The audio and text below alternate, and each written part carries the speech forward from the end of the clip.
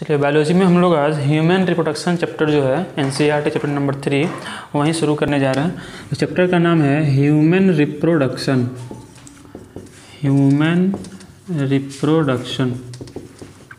देखो human reproduction chapter जो है ह्यूमन रिप्रोडक्शन, इसमें हम लोग बेसिकली मेल रिप्रोडक्टिव सिस्टम और फीमेल रिप्रोडक्टिव सिस्टम के बारे में पढ़ेंगे। ठीक है, तो देखिए सबसे पहली बात यह है कि रिप्रोडक्शन क्या होता है। रिप्रोडक्शन से आप क्या समझते हैं? देखिए रिप्रोडक्शन जैसे कि आप 10th क्लास में ही पढ़े होंगे या फिर जानते होंगे कि रिप्रोडक्शन क्या है। It is a biological process in which an individual produces young ones. मतलब वह प्रोसेस जिसमें कोई इंडिविजुअल, जिसमें कोई जीव अपने जैसा यंग वंस प्रोड्यूस करता है, तो उस प्रोसेस को क्या कहा जाता है? रिप्रोडक्शन कहा जाता है। अब जो रिप्रोडक्शन होता है ये 2 टाइप का होता है। रिप्रोडक्शन सबको पता होगा कि रिप्रोडक्शन कितने टाइप का होता है? 2 टाइप का। रिप्रोडक्शन जो होता है वह होता है कितने टाइप का? 2 टाइप का। एक को कहा जाता है सेक्सुअल रिप्रोडक्शन और एक को कहा जाता है असेक्सुअल रिप्रोडक्शन। अब ये बेसिक बातें हैं, पहले से पता होगा आपको कि सेक्सुअल रिप्रोडक्शन क्या होता है। इन विच two parents involved are called sexual reproduction and in which only one parent involved is called asexual reproduction। पहली बात कि ये जो होता है ये कैसा होता है? बाई पेरेंटल, मतलब इसमें 2 पेरेंट भाग लेते हैं। और ये जो होता है ये कैसा होता है? यूनी पेरेंटल, मतलब इसमें एक ही पेरेंट भाग लेता है। दूसरी बात कि जो सेक्सुअल रिप्रोडक्शन होता है इसमें गैमिट फॉर्मेशन होता है। गैमिट फॉर्मेशन होता है और इसके अलावा गैमिट का फ्यूजन होता है। गैमिट का फॉर्मेशन होता है और क्या होता है? गैमिट का फ्यूजन होता है। जबकि असेक्सुअल रिप्रोडक्शन में गैमिट का फॉर्मेशन और फ्यूजन नहीं होता है। ठीक है, मतलब गैमिट तो बनता ही नहीं है तो फॉर्मेशन भी नहीं होता है और फ्यूजन भी नहीं होता है। तो ये कुछ बेसिक मतलब रिप्रोडक्शन के बारे में बेसिक बातें हुई कि रिप्रोडक्शन क्या है। तो लिख सकते हैं आप लिखना चाहे तो, it is a biological process in which any young ones produces any individual produces young ones similar to itself। क्या बोलेंगे कि it is a biological process in which any individual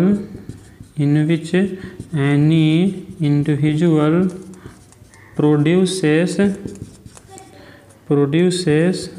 young ones similar to itself। मतलब एक ऐसा biological process जिसमें कोई individual अपने जैसा यंग वंस प्रोड्यूस करता है, उस प्रोसेस को क्या कहते हैं? रिप्रोडक्शन कहते हैं। रिप्रोडक्शन कितने टाइप का होता है? 2 टाइप का। कौन कौन? एक होता है सेक्सुअल रिप्रोडक्शन और एक होता है असेक्सुअल रिप्रोडक्शन। जिस रिप्रोडक्शन में 2 पेरेंट भाग लेते हैं उसे सेक्सुअल रिप्रोडक्शन। सेक्सुअल रिप्रोडक्शन में गैमिट का फॉर्मेशन और फ्यूजन भी होता है। जिसमें एक पेरेंट भाग लेता है वो असेक्सुअल रिप्रोडक्शन, इसमें गैमिट का फॉर्मेशन और फ्यूजन नहीं होता है। अब यहाँ बात ये होता है कि why reproduction is essential, why reproduction happens, what is the need of reproduction. ठीक है, रिप्रोडक्शन का क्या नीड है? रिप्रोडक्शन क्यों होता है? देखो रिप्रोडक्शन क्यों होता है, अभी हम लोग को पता है कि इस धरती पर कोई भी जो इंडिविजुअल है, कोई भी जो जीव है, कोई भी जो ऑर्गेनिज्म है, क्या वो इमॉर्टल है, अमर है? नहीं। हर एक जीव को एक ना एक दिन क्या हो जाना है? मर जाना है। मतलब कि हर एक जीव का एक लाइफ स्पैन होता है। एक टर्म है, इसको बोलते हैं लाइफ स्पैन। लाइफ स्पैन क्या है? लाइफ स्पैन क्या है? Life span is it is period from birth to natural death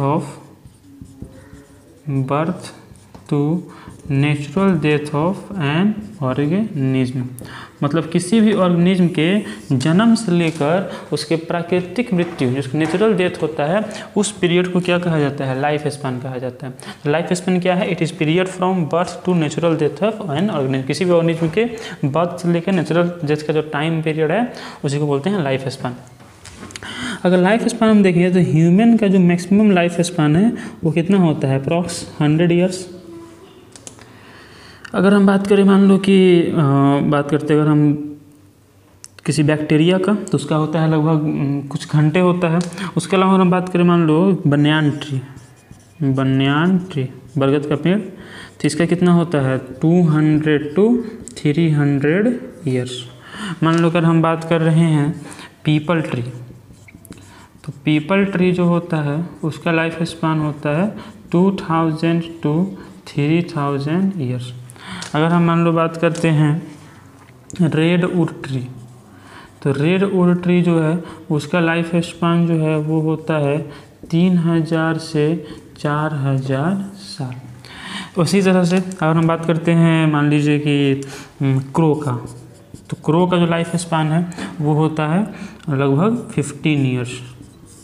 अगर हम मान लो बात करते हैं पैरोट का, तो पैरोट का जो लाइफ स्पान है ये होता है 140 ईयर्स। अगर हम बात करते हैं क्रो, पैरोट, अगर हम मान लो बात करते हैं टर्टस का, तो ये होता है 150 to 300 ईयर्स। तो यहाँ पर एक चीज़ देखिए कि सबसे ज़्यादा जो लाइफ स्पान है प्लांट में वो किसका लिखा हुआ है, रेडवुड ट्री का। ठीक है, हालांकि रेडवुड ट्री से भी ज़्यादा होता है एक प्लांट का, उस प्लांट का नाम है लैरिया ट्राइडेंटाटा। क्या नाम है उसका, लैरिया ट्राइडेंटाटा। लैरिया ट्राइडेंटाटा जो होता है इसका जो लाइफ स्पान है ये होता है 11,330 ईयर्स। किसका, लैरिया ट्राइडेंटाटा का जो लाइफ स्पान है वो कितना होता है 11,330 ईयर्स होता है। ठीक है, पैरोट कितना होता है 140 ईयर्स, टर्टोइस कितना होता है 150 to 300 ईयर्स, लैरिया ट्राइडेंटाटा कितना होता है 11,330 ईयर्स होता है। ठीक है, अब यहाँ पर अगर हम बात करते हैं तो मतलब सबसे ज़्यादा जो लाइफ स्पान है किस प्लांट का होता है, लैरिया ट्राइडेंटाटा का। वैसे ही सबसे अधिक जो लाइफ स्पान है वो किस बर्ड का होता है, पैरोट का। और सबसे लाइफ स्पान जो है वो किस एनिमल का होता है, टर्टस का, टर्टोइस का। और उसके बाद अगर हम देखें तो एनिमल में सबसे अधिक होता है टर्टोइस का, बर्ड में सबसे अधिक होता है पैरोट का, और प्लांट में सबसे अधिक होता है किसका, लैरिया ट्राइडेंटाटा का। लेकिन क्या कोई भी इमोर्टल है, कोई ऐसा है जो मरता नहीं, सब मरता, सबका एक लाइफ स्पैन होता है। मतलब कि अगर इस अर्थ पे रिप्रोडक्शन नहीं हो तो क्या होगा, एक ना एक दिन पूरा लाइफ ख़त्म हो जाएगा, सब लोग मर जाएगा। मतलब जितना एनिमल है, जितना प्लांट है, सबका एक लाइफ स्पैन है, उसके बाद उसको मरना है। हालांकि जो ऑर्गेनिज्म में बाइनरी फ्यूजन करते हैं, बाइनरी फ्यूजन के द्वारा रिप्रोडक्शन करते हैं, उनको इमोर्टल माना गया है कि वो अमर है। उनके अलावा बाकी जो भी एनिमल हैं, ठीक है, वो सभी कैसे हैं, वो सभी के सभी जो हैं वो मोर्टल हैं। एनिमल है, जो भी प्लांट है वो मोर्टल है, उनके दिन मरना है। तो यही बात आता है कि what is the need of reproduction. तो what is need of reproduction, the need of reproduction, what is its importance, why reproduction essential. आ सकता है क्वेश्चन कि define reproduction and why reproduction is essential. तो लिख सकते हैं कि it is essential, it is essential to continue, it is essential to continue life on earth। मतलब अर्थ पे लाइफ कंटिन्यू रखने के लिए रिप्रोडक्शन जो है एसेंशियल है। It is essential to continue life on earth. Earth पे जो लाइफ को कंटिन्यू रखने के लिए जो है रिप्रोडक्शन एसेंशियल है। तो यही बात था कि वाई रिप्रोडक्शन एसेंशियल। अभी हम लोग पढ़े कि रिप्रोडक्शन क्या है, फिर पढ़े कि रिप्रोडक्शन कितने टाइप का होता है, 2 टाइप का। फिर पढ़े कि रिप्रोडक्शन क्यों एसेंशियल है, तो अर्थ पे लाइफ का एग्जिस्टेंस बनाए रखने के लिए। फिर पढ़े कि लाइफ स्पेन क्या होता है। लाइफ स्पेन होता है किसी भी एनिमल या प्लांट के बर्थ से लेकर नेचुरल डेथ का जो पीरियड होता है उसी को लाइफ स्पेन कहते हैं। उसके बाद पढ़े कि लाइफ स्पेन जो होता है किस एनिमल का कितना होता है, उसमें हम लोग प्लांट का और एनिमल का और कुछ बर्ड का देखें। ठीक है, देखिए अब आगे हम लोग पढ़ेंगे मेल रिप्रोडक्टिव सिस्टम के बारे में। ठीक है, आगे हम लोग जो टॉपिक है ये होगा मेल रिप्रोडक्टिव सिस्टम। उसके बाद हम लोग पढ़ेंगे फीमेल रिप्रोडक्टिव सिस्टम, फिर फर्टिलाइजेशन, और फिर मतलब कि आफ्टर फर्टिलाइजेशन क्या होता है, पोस्ट फर्टिलाइजेशन इवेंट क्या होता है, उसके बारे में पढ़ेंगे। चलिए 1 बाय 1 शुरू करते हैं टॉपिक अपना। टॉपिक है मेल, टॉपिक है मेल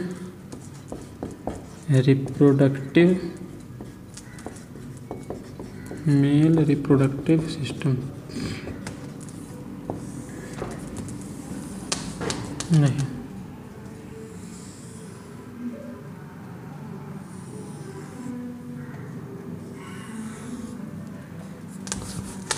बनाते हैं इसको।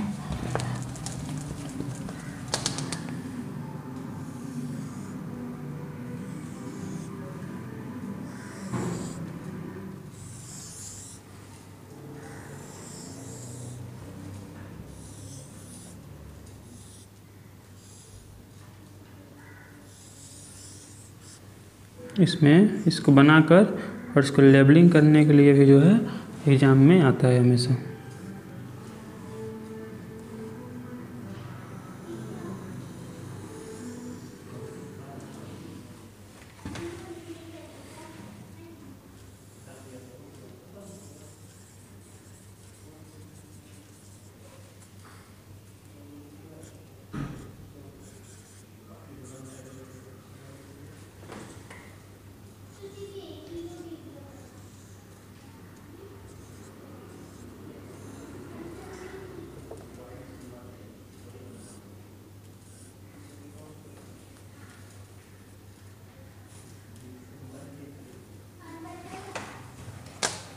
ठीक है, तो इसमें अगर नाम लिखना चाहें तो इसको बोलते हैं यूरेटर।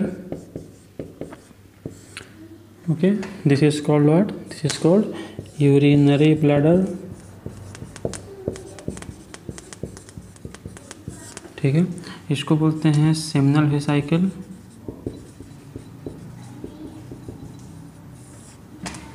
इसको बोलते हैं, यहाँ पर ये हो गया स्क्रोटम, ये हो गया टेस्टिस, ये हो गया एपिडिडाइमिस।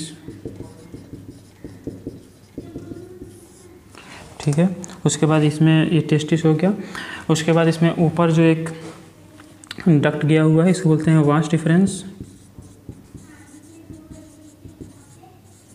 वास डिफरेंस ऊपर आगे मिल गया साइकिल में।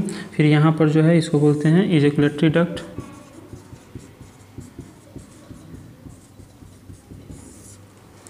उसके बाद इसमें देखा जाए एक जो बात, यहाँ पर ये जो ग्लैंड है इसको बोलते हैं prostate gland.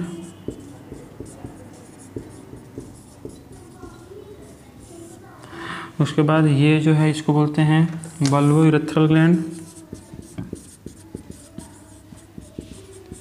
Bulbo urethral gland, या फिर इसी को काउपर्स ग्लैंड भी कहते हैं, काउपर्स ग्लैंड। उसके बाद ये होता है यूरेथ्रा। तो this is the figure of male reproductive, this is the figure of male reproductive system. ठीक है, अब देखिए इसमें हम लोग को बेसिकली पढ़ना किसके बारे में है? बेसिकली हम लोग को पढ़ना है डिटेल से टेस्टिस के बारे में, क्योंकि इसमें बाकी जितने भी ऑर्गन्स दिख रहे हैं उन सबको कहते हैं सेकेंडरी रिप्रोडक्टिव स्ट्रक्चर या सेकेंडरी सेक्सुअल ऑर्गन, और जो टेस्टिस है इसको बोलते हैं प्राइमरी सेक्स ऑर्गन या फिर इसको बोलते हैं प्राइमरी रिप्रोडक्टिव स्ट्रक्चर। तो यहाँ पर हम बोल सकते हैं कि जो ह्यूमन मेल का सिस्टम है इसके दो पार्ट हम कर सकते हैं। एक हो जाएगा यहाँ पे प्राइमरी सेक्स ऑर्गन, एक कौन हो जाएगा? Primary sex organ. जो प्राइमरी सेक्स ऑर्गन है इसमें कौन आता है? इसमें आता है टेस्टिस। उसके बाद होता है सेकेंडरी सेक्स ऑर्गन, और सेकेंडरी सेक्स ऑर्गन जो है इसमें फिर दो तरह के ऑर्गन आएंगे। कौन कौन? एक आएंगे कुछ ट्यूब्यूल्स, और उसके अलावा कुछ आएंगे यहाँ पर ग्लैंड्स। ट्यूब्यूल्स जो है इसमें कौन बनाएगा? ट्यूब्यूल्स में आएगा आपको रेटे टेस्टिस, ठीक है, और आएगा वासा इफ्रेंसिया, वासा इफ्रेंसिया, और आएगा वास डिफरेंस, वास डिफरेंस, और आ जाएगा इजैकुलेटरी डक्ट, इजैकुलेटरी डक्ट, और आ जाएगा यूरेथ्रा। ग्लैंड की बात करें तो ग्लैंड तीन टाइप का हो जाएगा। एक हो जाएगा सेमिनल वेसिकल, और हो जाएगा प्रोस्टेट ग्लैंड, और हो जाएगा बल्बो यूरेथ्रल ग्लैंड।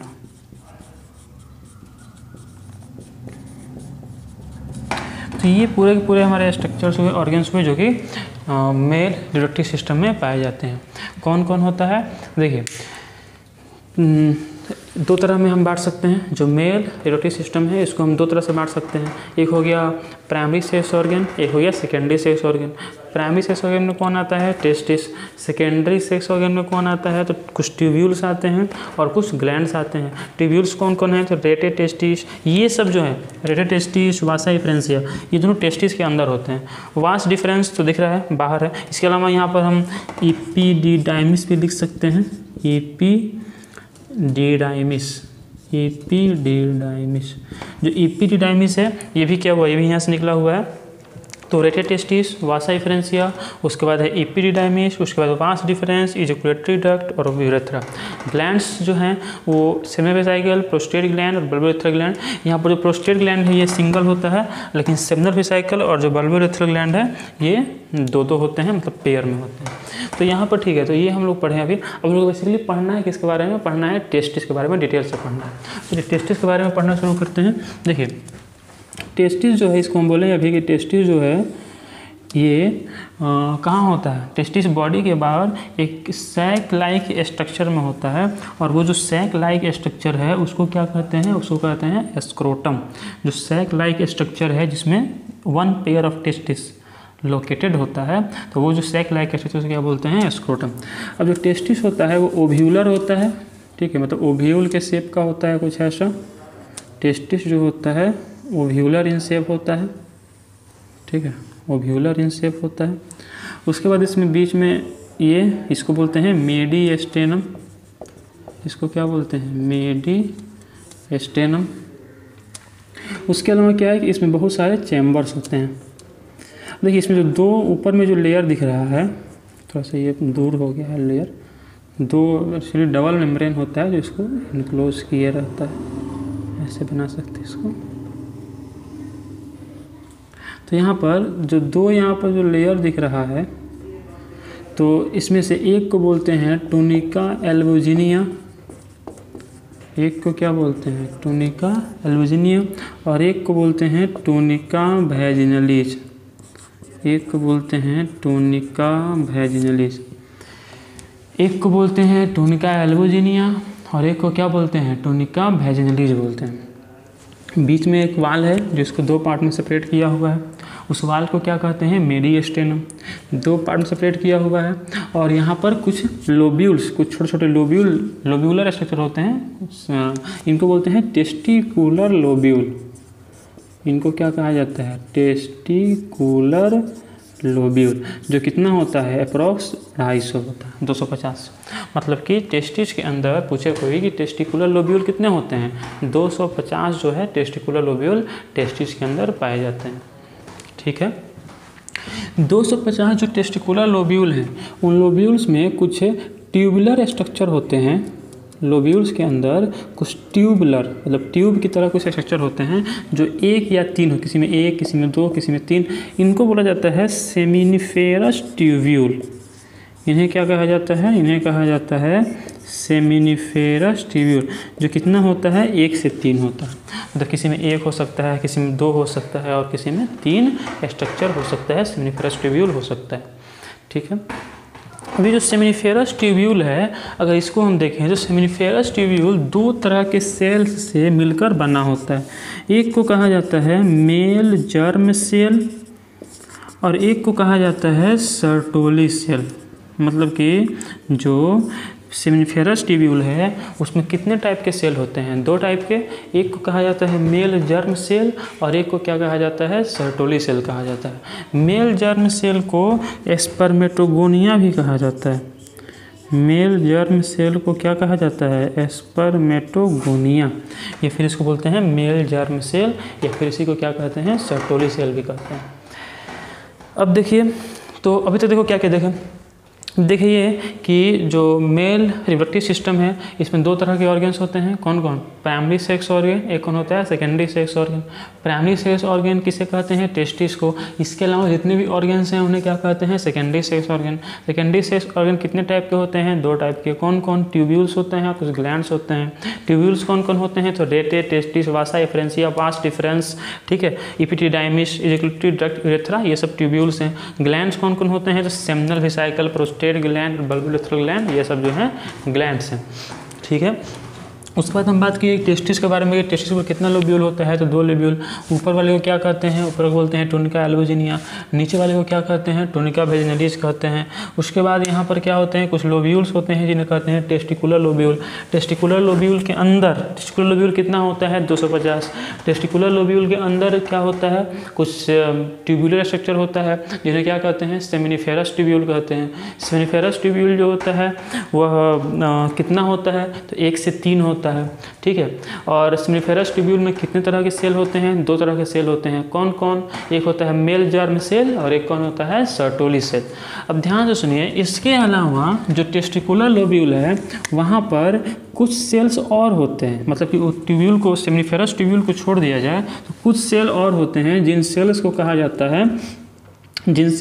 जाता है इंटरस्टिशियल सेल। उनको क्या कहा जाता है, इंटरस्टिशियल सेल, या फिर इनको कहा जाता है लीडिंग सेल। क्या कहते हैं इनको, इंटरस्टिशियल सेल, ये क्या कहते हैं, लीडिंग सेल। मतलब कि पूछेगा कि टेस्टिकुलर लोब्यूल में कितने तरह के सेल्स होते हैं, 3 तरह के। कौन कौन, male germ cell, Sertoli cell और कौन होता है, लीडिंग सेल। 3 तरह के सेल मेल होते हैं कहाँ पर, टेस्टिकुलर लोब्यूल में। फिर से सुनो, टेस्टिस को क्या बोलते हैं, प्राइमरी सेक्स ऑर्गन। टेस्टिस के अंदर कितने लोब्यूल्स, 250। टेस्टिस जो होता है उसमें लोब्यूल्स में, टेस्टिकुलर लोब्यूल्स जो है उसमें कितने होते हैं, सेमिनिफेरस ट्यूब्यूल 1 से 3। सेमिनिफेरस ट्यूब्यूल जो होता है वो कितने तरह के उसमें सेल्स में उसमें पाए जाते हैं, 2 तरह के सेल। कौन कौन, मेल जर्म सेल और एक कौन होता है, सर्टोली सेल होता है। उसके बाद देखें कि उसके अलावा जो टेस्टिकुलर लोब्यूल है उसमें कुछ सेल्स और भी पाए जाते हैं। उन सेल्स को क्या कहा जाता है, उन सेल्स को कहा जाता है इंटरस्टिशियल सेल या फिर लीडिंग सेल। मतलब यहाँ पर हमको ये बात समझ में अभी तक आ गया है कि टेस्टिकुलर लोब्यूल के अंदर, टेस्टिकुलर लोब्यूल कितने होते हैं, फिर से बोलो, 250 टेस्टिकुलर लोब्यूल होते हैं। 250 टेस्टिकुलर लोब्यूल होते हैं। और जो टेस्टिकुलर लोब्यूल है उसके अंदर सेमिनिफेरस ट्यूब्यूल कितना होता है, तो 1 से 3। सेमिनिफेरस ट्यूब्यूल में कितने टाइप के सेल होते हैं, 2 टाइप के सेल होते हैं। कौन कौन, एक होता है सेमिनिफेरस, एक होता है मेल जर्म सेल और एक कौन होता है, सर्टोली सेल। उसके अलावा कुछ सेल्स और भी होते हैं जिन्हें क्या कहते हैं, जिन्हें कहते हैं लीडिंग सेल या फिर इंटरस्टिशियल सेल। मतलब कि 3 तरह के सेल टोटल होते हैं किसमें, यहाँ पर, मतलब कि टेस्टिकुलर लोब्यूल में 3 तरह के सेल कौन कौन से हैं। पहला है मेल जर्म सेल, एक कौन है, मेल जर्म सेल। दूसरा है सर्टोली सेल और तीसरा है लीडिंग सेल। एक कौन है, मेल जर्म सेल, एक कौन है, सर्टोली सेल और एक कौन है, Leydig cell. Male germ cell को क्या कहा जाता है, मेल जर्म सेल को कहा जाता है स्पर्मेटोगोनिया।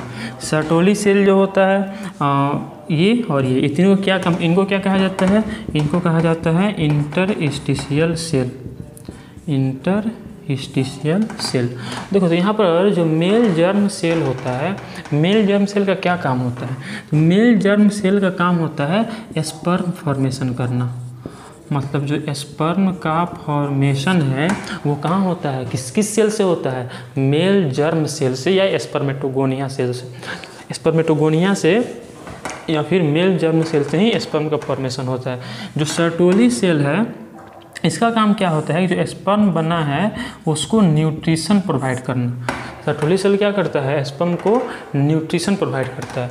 जो लीडिंग सेल होता है इसका काम होता है टेस्टोस्टेरोन हार्मोन सिक्रीट करना। कौन हार्मोन, टेस्टोस्टेरोन। मतलब कि टेस्टोस्टेरोन हार्मोन जो है ये किस से सिक्रीट होता है, लीडिंग सेल से। तो 3 सेल हुए, 3 सेल कौन कौन से हुए, 3 सेल में से एक हुआ मेल जर्म सेल, एक हुआ सर्टोली सेल, एक हुआ लीडिंग सेल।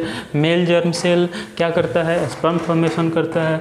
सर्टोली सेल क्या करता है, स्पर्म को न्यूट्रिशन प्रोवाइड करता है। लीडिंग सेल क्या करता है, टेस्टोस्टेरोन हार्मोन सिक्रीट करने का काम करता है। सर्टोली सेल जो है स्पर्म जो बना है उसको न्यूट्रिशन प्रोवाइड करने का काम करता है। तो यहाँ तक ये बात खत्म हुआ। अब हम लोग ये पढ़ेंगे कि मेल जर्म सेल जो है उससे स्पर्म का फॉर्मेशन कैसे होता है। तो how does the formation of sperm takes place through the male germ cell. ठीक है, तो देखिए, तो अब इसमें भी समझ गया, ये टेस्टिस है, टेस्टिस के ऊपर कितने लेयर हैं, तो 2 लेयर। टेस्टिस के अंदर ही देखो जो सेमिनिफेरस ट्यूब्यूल है, यहाँ पर जब बन रहा है, जब स्पर्म बन रहा है किस सेल से, मेल जर्म सेल से, तो जो स्पर्म बन रहा है वो स्पर्म किसी डक्ट के थ्रू कलेक्ट किया जा रहा है, उन डक्ट को कहा जाता है रेटेड टेस्टिस। उसके बाद जो रेटेड टेस्टिस है ये आपस में मिलकर बनाते हैं वासा इफ्रेंसिया। वासा इफ्रेंसिया यहाँ से आगे बढ़ा तो कुछ मिल के बना वास डिफरेंस। वास डिफरेंस यहाँ से सॉरी देखो यहाँ से क्या हुआ, कुछ यहाँ पर डक्ट निकले, स्पर्म फॉर्मेशन कहाँ हुआ, स्पर्म फॉर्मेशन हुआ मेल जर्म सेल में। स्पर्म फॉर्मेशन कहाँ हुआ, मेल जर्म सेल में। उसके बाद मेल जर्म सेल से उसको लेकर बाहर कौन निकला, रेटेड टेस्टिस। अब कुछ रेटेड टेस्टिस आपस में मिलकर क्या बनाएगा, वासा इफ्रेंसिया। वासा इफ्रेंसिया आपस में मिलकर जब बाहर निकलेगा तो यहाँ पर जो होता है इसको क्या बोलते हैं, एपिडिडाइमिस। मतलब देखो यहाँ पर रेटेड टेस्टिस मिलके क्या बनाया, वासा इफ्रेंसिया। वासा इफ्रेंसिया बाहर निकला तो पूरा एकदम एक क्वाइल्ड स्ट्रक्चर बना, उसको क्या बोलते हैं, एपिडिडाइमिस। उसके बाद एपिडिडाइमिस से एक ग्लैंड ऊपर गया, मतलब एक ट्यूब्यूल ऊपर गया, उस ट्यूब को क्या बोलते हैं, वास डिफरेंस। ठीक है, वास डिफरेंस जाकर जब इसमें सेमनी से कोई फ्लूइड आकर मिल गया तब इसको क्या कहते हैं, इजेकुलेटरी डक्ट। इजेकुलेटरी डक्ट आकर मिल गया किसमें, ये आकर मिल गया इसमें यूरेथ्रा में। ठीक है, और फिर यूरेथ्रा से, urethra is a common passage for, यहाँ पर यूरिन है यूरिन ब्लैडर में, तो यहाँ से यूरिन और यहाँ से यूरेथ्रा, वो दोनों जो है इसके थ्रू बाहर निकलते हैं। मतलब urethra is the common passage for sperm that has been being semen. यहाँ से जब ऊपर आया है, जब इसमें ये मिल गया है, ये मिल गया है, तो क्या बोलते हैं, सीमेन बोलते हैं। तो सीमेन और यूरिन दोनों का ये क्या है, कॉमन पैसेज है। ठीक है, और लीडिंग सेल क्या करता है, टेस्टोस्टेरोन हार्मोन सेक्रेट करता है। टेस्टोस्टेरोन हार्मोन वो हार्मोन है जो कि जो मेल के सेकेंडरी सेक्सुअल कैरेक्टर्स हैं या जो सेक्सुअल कैरेक्टर्स हैं उनको जो है कंट्रोल करने का काम करता है। तो अभी हम लोग ये बात करेंगे कि स्पर्म का फॉर्मेशन कैसे होता है, how does the formation of sperm takes place. ये बात समझ गए कि male germ cell, Sertoli cell, Leydig cell, तीनों का क्या काम होता है वो समझे। बताओ इसमें से कौन कौन सेल साथ में पाए जाते हैं, तो 2 सेल, कौन कौन, एक होता है मेल जर्म सेल और एक कौन होता है, सर्टोली सेल। और जो लीडिंग सेल है ये साथ में नहीं होता है, ये अलग पाया जाता है। मेल जर्म सेल का काम क्या है, स्पर्म फॉर्मेशन करना। सर्टोली सेल का काम क्या है, न्यूट्रिशन प्रोवाइड करना। लीडिंग सेल का काम क्या है, टेस्टोस्टेरोन हार्मोन सेक्रेट करना। चलो अब हम लोग पढ़ रहे हैं कि स्पर्मेटोजेनेसिस जो होता है, स्पर्मेटोजेनेसिस मतलब कि स्पर्म का फॉर्मेशन वो कैसे होता है उसके बारे में पढ़ रहे हैं। देखो सबसे पहले क्या होता है कि at the age of puberty, puberty कब होता है, मेल के केस में 12 to 13 ईयर्स। तो एज ऑफ प्यूबर्टी जो मेल जर्म सेल है, जो मेल जर्म सेल है उसमें होता है माइटोसिस डिवीजन। माइटोसिस होने के बाद सेल्स बनते हैं, उन सेल्स को बोलते हैं प्राइमरी स्पर्मेटोसाइट। क्या बोलते हैं उनको, प्राइमरी स्पर्मेटोसाइट। अभी जो प्राइमरी, बताओ अगर ये सेल कैसे हैं 2n, ये सेल भी कैसे होंगे 2n, क्योंकि माइटोसिस में जो नंबर ऑफ सेल आधा नहीं होता है, इक्वल रहता है। उसके बाद जो प्राइमरी स्पर्मेटोसाइट है इसमें होता है मियोसिस 1, इसमें क्या होता है मियोसिस 1, और तब बनते हैं सेकेंडरी स्पर्मेटोसाइट। क्या बनता है, सेकेंडरी स्पर्मेटोसाइट। ये कैसा हो जाएगा n, मियोसिस 1 होने के बाद तो क्रोमोसोम नंबर हाफ हो जाएगा ना, इसमें 2n है तो इसमें n हो जाएगा।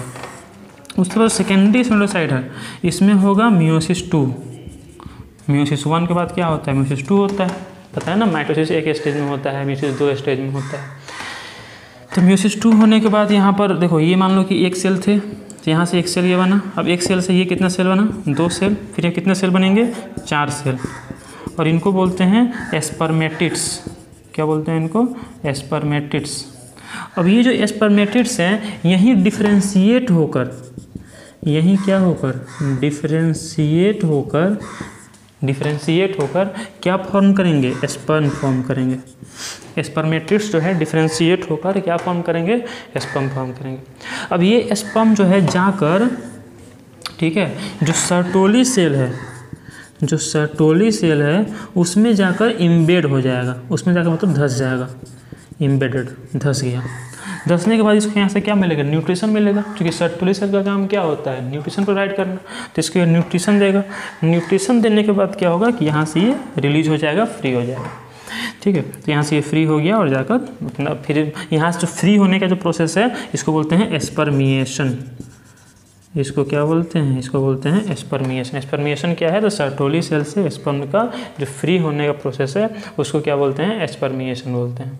तो ठीक है, इसमें क्या क्या देखें कि पहले मेल जर्म सेल था, उसमें कौन डिवीजन हुआ? माइटोसिस। क्या बना? Primary spermatocyte. उसमें क्या हुआ? म्यूसिस 1। उससे क्या बना? Secondary spermatocyte. उसमें क्या हुआ? म्यूसिस 2। उससे क्या बना? स्पर्मेटिड्स। स्पर्मेटिड्स डिफ्रेंशिएट होकर क्या बनाए? स्पर्म। स्पर्म जाकर सर्टोली सेल में एम्बेडेड हो गया और फिर वो जो है वहाँ से जो फ्री होगा उसी को क्या बोलेंगे? एस्पर्मिएशन बोलेंगे, एस्पर्मिएशन। तो यहाँ पर जो है स्पर्मेटोजेनेसिस भी कंप्लीट होता है। अब हम ये देखेंगे कौन कौन से हार्मोन्स जो हैं वो इस प्रोसेस को कंट्रोल करते हैं, तो वो हम देखेंगे नेक्स्ट क्लास में। ठीक है, आज के लिए इतना ही रहेगा, इसको रिवाइज करते रहिएगा ताकि नेक्स्ट क्लास में हम लोग हार्मोन्स देखेंगे और फिर हम लोग जो है नेक्स्ट टॉपिक है हमारा उसके बारे में जो फीमेल रिप्रोडक्टिव सिस्टम है उसके बारे में पढ़ेंगे। चलो ठीक है, पढ़ाई करते रहो। Thank you.